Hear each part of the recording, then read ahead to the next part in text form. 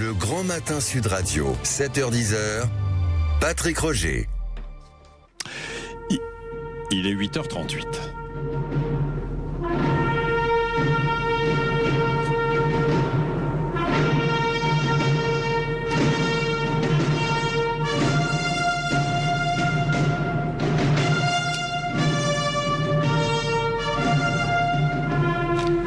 Voilà ce qui va résonner tout à l'heure dans beaucoup d'endroits pour la commémoration du 11 novembre à 11h, l'armistice signé entre la France, ses alliés et l'Allemagne. C'était la fin de 4 années de guerre meurtrière, plus de 10 millions de morts. Le 11 novembre, la Grande Guerre 14-18. Nous sommes avec Richard Fremder, là c'est la sonnerie aux morts qu'on vient d'entendre. Bonjour Richard. Bonjour Patrick, bonjour Vous êtes historien et vous produisez des podcasts sur timelinepodcast.fr, évidemment, sur l'histoire en 5000 ans d'histoire. Ouais. Voilà, c'est ça. Sur combien 5000 ans d'histoire. 5000 ans d'histoire. Alors là, on va revenir sur ces 4 années, mais 4 années qui ont été en fait terribles. Il faut redire donc ce que l'on commémore en ce 11 novembre, Richard. On commémore effectivement 4 années terribles, terrifiantes. On l'appelle Grande Guerre, vous en parliez tout à l'heure. Pourquoi on l'appelle Grande Guerre? On l'a appelé guerre de civilisation, même déjà quelques mois après. Grande Guerre très rapidement aussi pour la différencier des autres, parce que c'était pour différencier de la petite guerre, des petites stratégies, etc. C'est devenu énorme, gigantesque. Ça avait jamais eu lieu sur le sol de la planète, en fait, à ce niveau-là. 8 millions de Français qui ont été, plus de 8 millions qui ont été mobilisés. 1,5 million de morts. Il faut imaginer que c'est la ville d'Auxerre tous les mois qui est supprimée pendant 4 ans. Il faut imaginer ça, hein. C'est l'équivalent de la ville d'Auxerre. Donc c'est 35 000 morts par mois, quoi. C'est effrayant. 1,5 million de morts côté français. Côté français, oui, bien sûr. Là, je parle côté français. Je disais, dans quasiment tous les villages de France, il y avait des jeunes qui ont été tués. Parfois, certains villages, la moitié de la population, des jeunes envoyés au front. Sans parler des villages qui ont été rasés définitivement, qui ont disparu de la surface de la terre, qui ont été reconstruits après. Enfin, ça a été, le sol français, mais ça s'est pas passé qu'en France, mais le sol français a été violé, on peut le dire. Il y a vraiment eu un avant et un après. En 1914, faut imaginer que l'armée française, par exemple, c'est la même armée qu'au 19e siècle. En 1918, c'est plus la même. Ce sera la même en 1940, en 39, on va dire. On a toujours une guerre de retard depuis 70. Qu'est-ce qui avait changé l'armement, les stratégies, les techniques, les technologies, tout a changé. On a eu l'aviation, on a eu l'artillerie. Au début, l'artillerie, c'est 16% à peu près de tout ce qu'on utilise. En 1918, on arrive à presque 30%. Donc ça a doublé. On a compris que ça avait changé, la guerre a changé. Avant, un front, c'était 4-5 kilomètres. Il faut imaginer que Verdun, ou le chemin des Dames, c'est 250 kilomètres. C'est invraisemblable. Avec des tranchées. Avec des tranchées, c'est un nouveau.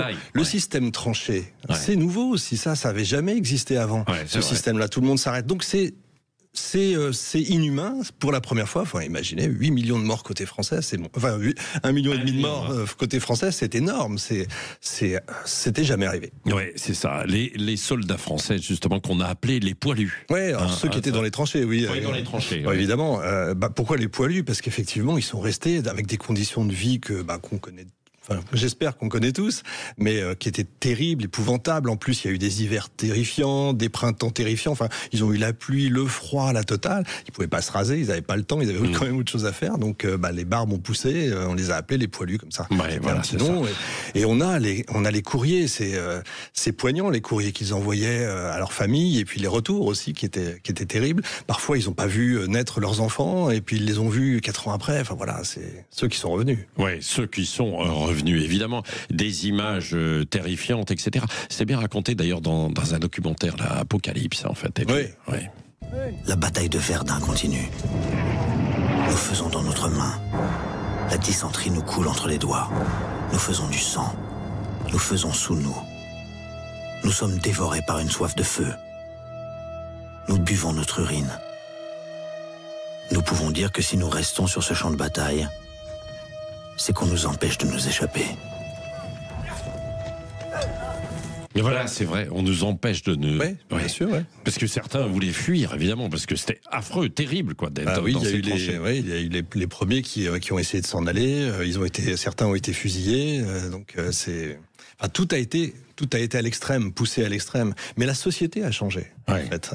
Entre 14 et 18, c'est vraiment deux mondes différents. On est passé dans le 20e siècle, alors qu'avant on était encore au 19e siècle. Le monde a changé, la société, l'économie. L'État est entré dans l'économie alors que c'était pas son job, et on voit ce que ça a donné aujourd'hui. Tout a changé. Ouais.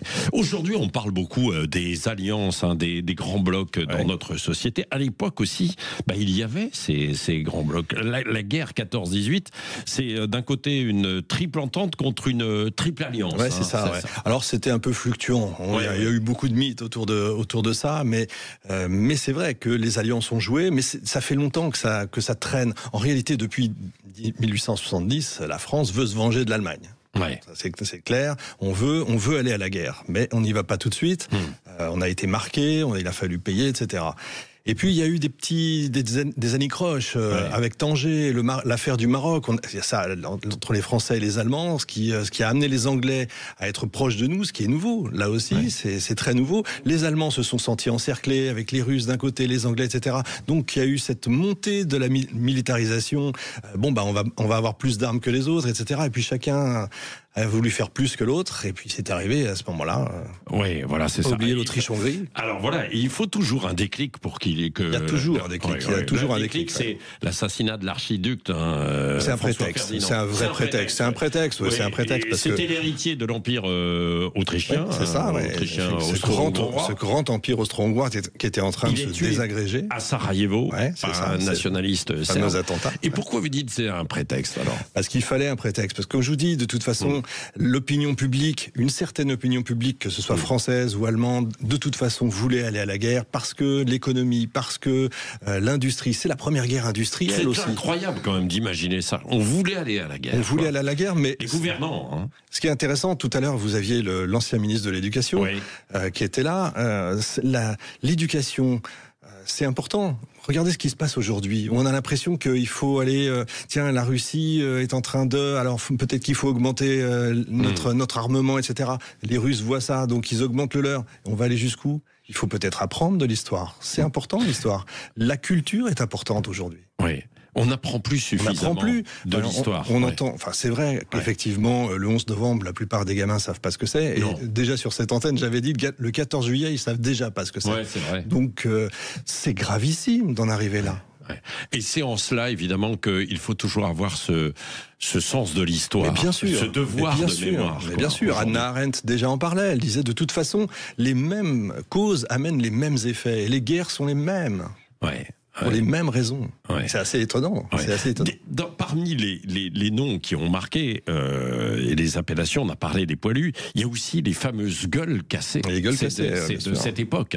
Tout à fait. C'est juste après, effectivement, il y a eu, parce qu'on parle des morts, mais il y a eu énormément de blessés. On parle des gaz, bien sûr, nouvelle technologie, là encore, mais ceux qui ont été blessés, les blessés de la face. Donc il y a une association qui s'est créée, qui a pris, je crois, plusieurs pourcentages de la loterie nationale, qui leur permet effectivement de payer ceux qui ont été blessés, mais gravement blessés. Oui, bien sûr. Les gueules cassées, c'est ça. Oui. Et des symboles comme la flamme du soldat inconnu sous l'arc de triomphe. Très rapidement.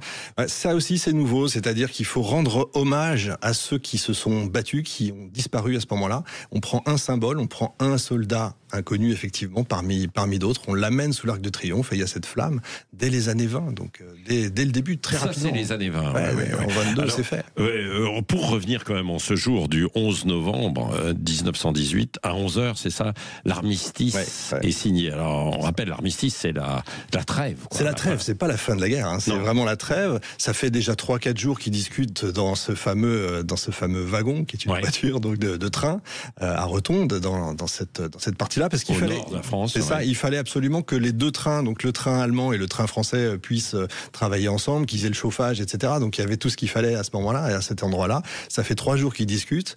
Et les Allemands, en gros, ont l'obligation de signer. C'est vraiment ça. C'est vrai que ça a été difficile. Et ce qui est étonnant, c'est que on a Clémenceau qui a appelé le père la victoire, père P-E-R-E, mais qui finalement, juste après, dit il va falloir gagner maintenant la paix. Or, il perd la paix et il sera appelé perd la victoire, PERD derrière. Ouais, pourquoi il perd la paix ? Parce qu'en fait, cette guerre 14-18 a amené quelque chose, c'est les États-Unis. On se rend compte qu'il fallait la finir très vite parce que plus ça allait, plus les Américains, qui ont envoyé presque 1 million d'hommes, étaient en train de prendre le pas sur nous. Et donc là, c'est la politique qui reprend le pas à nouveau. Et on se dit, attention, on ne doit pas perdre notre souveraineté, ce qui peut faire sourire aujourd'hui.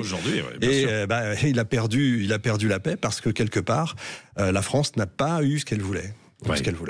Bon, mais il y a eu quand même eu voilà, ça a amené, oui, bien sûr, et ça a été extrêmement important. Ça a été que ce soit à Times Square, que ce soit à Londres ou à Paris, tout le monde a sauté de joie partout. Enfin, on peut imaginer 4 ans, on le disait, terrifiant, parce qu'il y a l'arrière aussi. Il y a des femmes qui se sont mises au travail, les enfants, etc. L'industrie qui s'est mise en place. On imagine vraiment une culture de la guerre. Oui, absolument. Il faut se souvenir. Il y avait des choses. D'ailleurs, on réécoute à cette occasion aussi des chansons d'époque. On a entendu déjà ce matin. Tiens. Marchait toujours au cri de liberté, cherchant la route glorieuse qui l'a conduit à l'immortalité. Tous ces fiers enfants de la Gaule allaient sans trêve et sans repos. Voilà les chansons de 14-18. Merci Richard Falder d'être venu nous expliquer évidemment ce devoir de mémoire, ce sens évidemment de commémorer le 11 novembre. Je rappelle donc tous les podcasts, timelinepodcast.fr, Richard Falder, vous pouvez retrouver évidemment tout ça. Allez, dans un instant, on va tourner une page. Parce que là, c'est quand même évidemment très lourd. On va sourire un petit peu. On va prendre des vacances, tiens, du côté de Dubaï. Bah oui, avec qui ? Avec les Chevaliers du Fiel. Ils ont commencé leur spectacle hier soir. Éric Carrière sera avec nous dans un instant sur Sud Radio. Vous savez, les Chevaliers, 17h, 18h depuis la rentrée, de retour sur Sud Radio.